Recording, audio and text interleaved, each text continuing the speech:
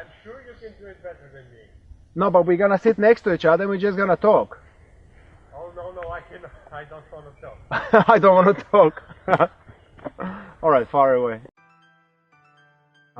So we are halfway through a body reading sound and breath workshop designed to deepen the knowledge of the people who already completed our basic training.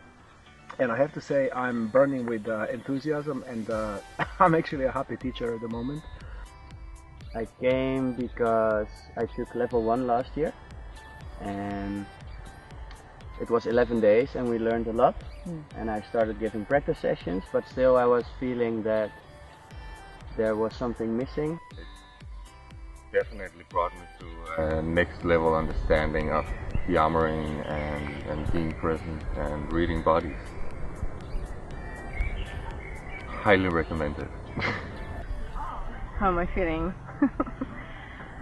I feel great. It was definitely work to come here. A lot of giving, a lot of receiving, a lot of practicing. Like the armoring is all about holding space and sharing from a place where you have no judgment and are completely in service of the client. And the way that they unhold the space, it just allows us to sort of drop into ourselves and start doing that deep work. I thought you were just practicing the poem, but it went so much deeper. Some are processing, some are not, some are learning, some are not. I mean, it's really quite a fascinating fascinating journey. But the specific points and how to read the body, which we are currently learning, is something. It's like magic.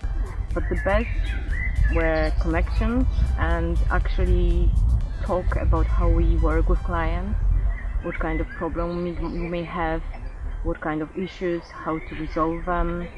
I came because I wanted to learn more how to use sound in sessions. But I've also realized throughout the training I also need to really work on releasing my own sound. Changing the humankind one people at a time. Absolutely for better reactions. More love, presence, compassion. That's it. What is your next step from here? Lunch. I'm sorry, I don't know anything. Nice, thank you.